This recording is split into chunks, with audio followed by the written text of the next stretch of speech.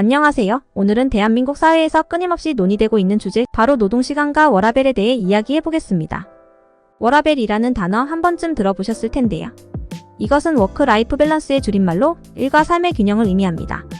특히 한국에서는 긴 노동시간과 치열한 직장 문화 때문에 워라밸이 중요한 화두가 되고 있죠. 하지만 과연 우리는 정말로 더 많이 일하고 있는 걸까요? 오늘은 한국의 노동시간과 그 변화, 워라밸의 필요성, 그리고 앞으로 나아갈 방향에 대해 살펴보겠습니다. 먼저 한국의 노동시간에 대한 역사적인 배경을 짚어보죠. 한국은 1960년도에서 70년대 경제 성장을 이루기 위해 한강의 기적이라고 불릴 만큼 빠른 산업화를 이루었습니다.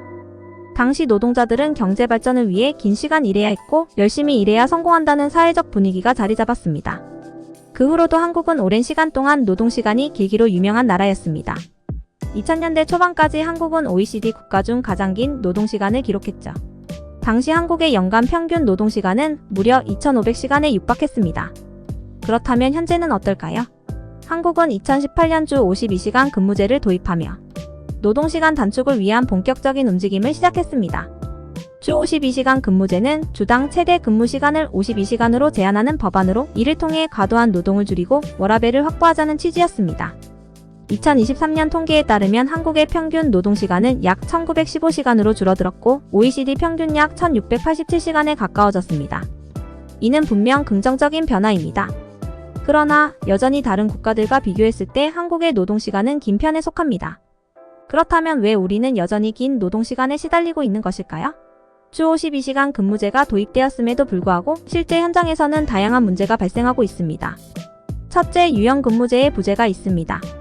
한국의 많은 기업들은 주 52시간 근무제를 도입했지만 아직도 근무시간을 유연하게 조정할 수 있는 제도가 부족합니다. 특히 중소기업에서는 업무량에 따라 실질적인 근무시간이 길어지는 경우가 많고 근무시간을 자유롭게 조정할 수 있는 환경이 제대로 마련되지 않았습니다.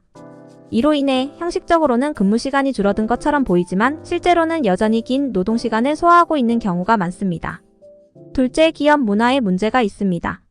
한국은 여전히 상명하복의 직장 문화를 가지고 있으며 야근을 당연하게 생각하는 분위기가 남아 있습니다. 상사가 퇴근하지 않으면 직원들도 퇴근하기 어려운 문화, 회식과 같은 사내 행사 참여가 강요되는 문화 등은 직원들의 워라밸을 크게 저해하는 요인입니다. 이로 인해 직원들은 정해진 근무시간 외에도 추가적인 노동을 하게 되고 결국 노동시간은 줄어들지 않게 됩니다. 셋째, 산업구조의 변화도 중요한 요인입니다. 4차 산업혁명이 진행되면서 많은 직종에서 일의 양이 증가하고 있습니다. 특히 IT, 금융, 마케팅 등 지식 기반 산업에서는 디지털화와 글로벌화가 빠르게 진행되면서 업무의 범위와 강도가 점점 더 증가하고 있습니다.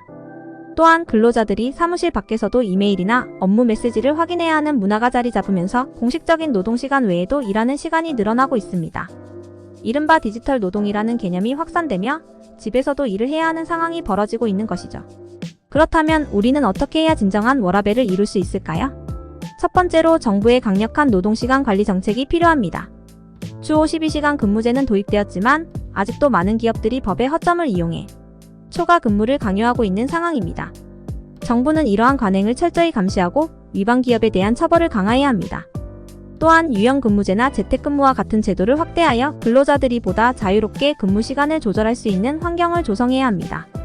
두 번째로는 기업 문화의 변화가 필수적입니다. 직원들이 자기 시간을 확보할 수 있는 환경을 제공하는 것은 회사의 생산성에도 긍정적인 영향을 미칩니다.